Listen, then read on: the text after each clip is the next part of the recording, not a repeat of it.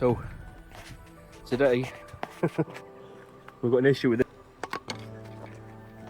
Where I went to the hospital yesterday and then drove it home. I got a taxi to the hospital because there was no parking, but I got it home yesterday and went to pick my lad up from school. It won't start. So I thought, I tested through. Battery's alright, wiring's alright, negative's alright, so I'm like, it's got to be starter motor. So just got underneath it and look at what I just found under here.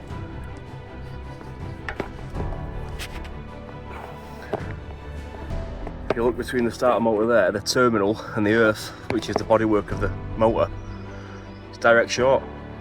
Somebody in the past has dropped a socket down here and it's just touching the terminal to earth, so currently doesn't start, so we're just going to knock that out and see what happens. Hang fire. Right, she's out. What we're saying, is it going to start? Moment of truth. No. Ooh. Still no start. Not good. Last week we were repairing this. The 2015 Ford Focus. It was all working fine, front end's on as you see, but yesterday we was at the hospital, did what we were doing there, drove it back, and since then it's not started. What it does now is you tell it to start and it just clicks. So I tested, I'll just turn you out the sun a bit so you can see me. Yeah, believe it or not, we've got some sun today.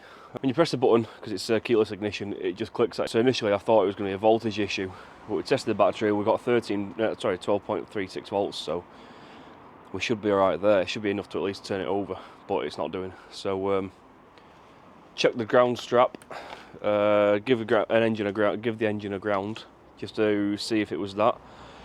That didn't solve any issues, so now what we're doing is testing the starter motor and the starter relay. We can hear the relay clicking, so I don't think that's the issue. However, it could be that the relay isn't passing the power through, so it might be closing but just isn't working properly. They do come as one unit, these, so if it's one, it might as well be both because they come as one. So there wasn't going to be a video today because we've had some things going on within the family, but this car needs fixing, so I thought I might as well bring you along for the journey. So let's get underneath and let's get it tested. You have to excuse the proximity of the camera to the vehicle itself because I am working under that, so it is going to be a bit cramped, but I'm sure we can get through it. Let's get it done. What we're looking at today is this here. So you've got the starter motor and the starter relay. You can see it because it's focusing on something else. We need to test on the output there if we're getting any voltage, but I can't do that on my own, so what I might just do is take it out and see if we can get it to see if we can get a reading across it. What electrical checks should you do on a starter motor to diagnose it? Well, you can test between the supply pin and the ground for the motor itself, and you're looking for a good ohms reading. In my instance, I got 3.7 ohms. If you were to get an OL reading, it's faulty. The same test can be done for the starter solenoid, as you see on screen now. So I've just gonna, before I start taking anything apart, throughout my years of having a motorbike, we did have issues with starter motors and stuff like that, but because they're exposed to the elements, sun, snow, rain, of which we have bags of in the UK. What I'm going to try and do is give the starter motor a bit of a encouragement, a bit of a love tap with a hammer. And the trick is to not hit it too hard. You're just trying to release it if it's stuck. This could save you a few £100. You never know, we could be lucky. We could then move on to something that we picked up on last time when we did the bumpers and all that stuff, and maybe do headlight repairs with some liquid metal like I did with the radiator on that thing there, linked up here. If you want to see that, then get up there and have a look. If you are into Land Rovers, then there's a whole playlist linked there. You can get on that, there's quite a few there. There's quite a few interesting ones on the way, and there is also a big reveal as to what we are doing with that 88, that one. There is a big plan for that, so if you are interested, get on it. Right, let's give this a whack and then connect the battery back up, get it turned on and see if it starts.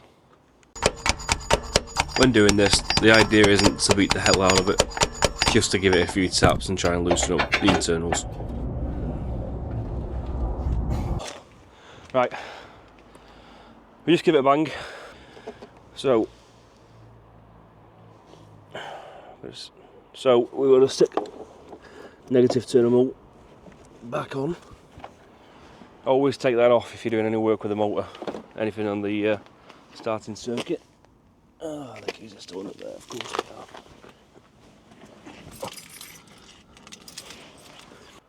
are. As I said, having bikes over the years, I have done this before on a bike. I've never had to change a starter motor on a bike before. I think I've done one on a car in all my years, in like 14 years of doing it. So, fingers crossed, let's press this button and see if it does do the do. No way. That's just saved us 200 quid. No joke.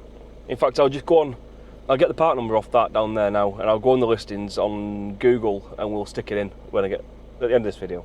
Or in fact, here now, we'll just go through eBay or Europarts, for example. Not sponsored by Europarts or anybody, but we'll go through there and we'll just stick that on there. But that is amazing. That's just saved us possibly up to 200 quid. Because some of these do cost as much as that. Let's try it again. Let it power down.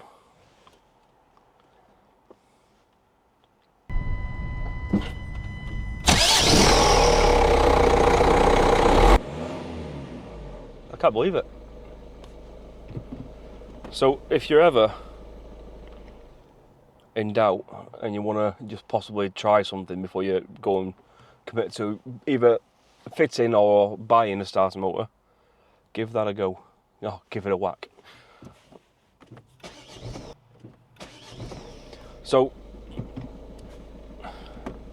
with that repair, you could class it as a temporary repair depending on how you feel about it. There is a chance it'll do it again, and when it does it again you might not be as fortunate as I've been doing it on the drive. So it's up to you whether you would then, you could always leave it and see how you get on, but like I said, you might not always be as fortunate as I've been to have it break down on the drive. It doesn't always happen like that. So that is where you flip a coin or take best judgment on it and then decide from there. But I am going to drive this myself for the rest of the week, so I will see how we get on, rather than giving it to the Kate and the kid. So fingers crossed. So let's move on to the headlight, see if we can do anything with that, rather than, a few of you said in the comments on the last video. Also, thanks to everybody for watching that video, liking and subscribing. You know, I do appreciate it. It does help grow the channel, and we do hope to move on to bigger and better things. And who knows, maybe one day we might buy an Aston Martin and repair it. It always has been a dream to own one of them. So let's get this headlight done, see if we can repair it, and see if we can save another £100 on that.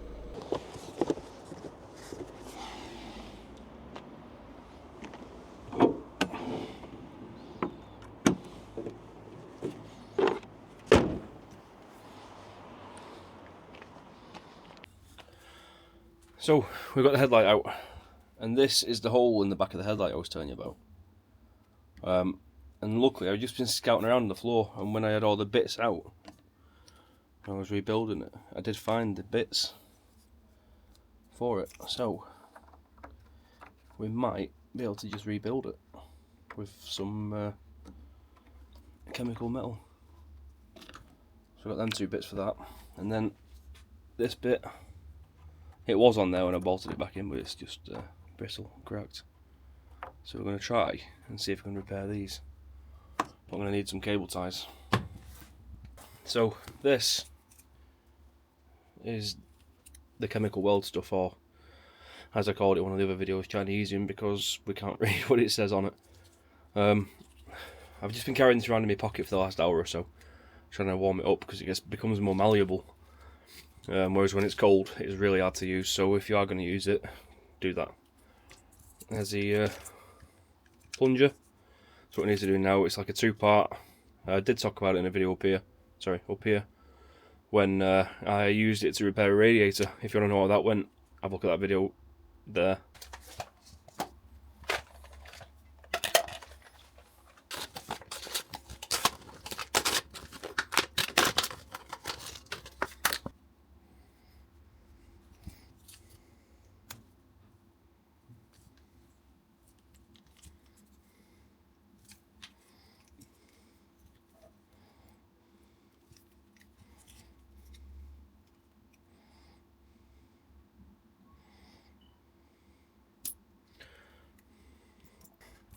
When you use this stuff as well, don't cross-contaminate. Always wipe it away like that.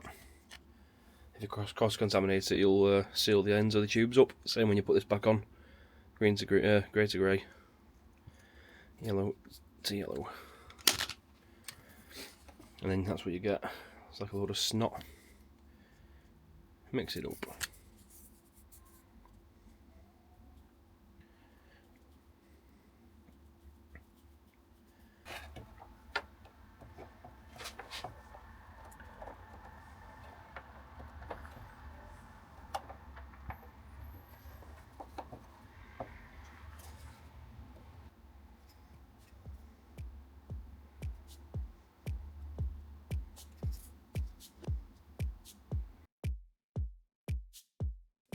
I started off by applying it like a glue, before going full send and just lathering it all over the place.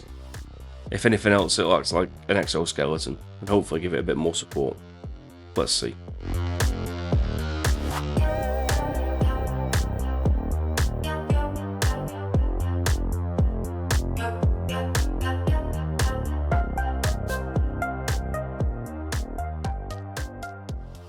The lug is very flexible, so I've just propped it up on this this box, so I'm just going to leave it like that for up to 24 hours.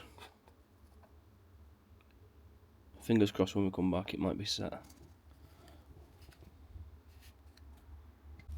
Right, so we're just going to leave it like that for today. It's in position, but it's in position, but it's very flexible. So what we're going to do is just going to leave it as is. I don't want to mess with it anymore. We've done both ends. I need to flip it over tomorrow and do the underside. But for now, that'll do us. I'll come back tomorrow, have a look. Alright, so it's been 12 hours or so, and it's nice and solid. That I mixed this and put it on. I had to prop it up with these steering sticks because that was all over the place, but now that is very nice and solid. Top end is set nicely. Bloody good job. So what I might do is do some more underneath, and then hopefully it'll be set before I go out this afternoon and I can put it back in. But that is how I've repaired my headlight. I also did it again, like I said a minute ago.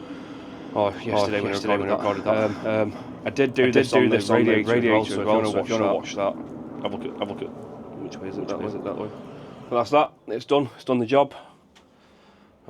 Just shows you don't have to spend hundreds of pounds, repair a starter motor for nothing. And we repaired a headlight again for pretty much peanuts. I'll see if I can find a link to something similar to the products that I've used today. If you want to have a look at that, it's down in the description. See you in the next one, where we will be doing some more Land Rover stuff, most likely. Take care.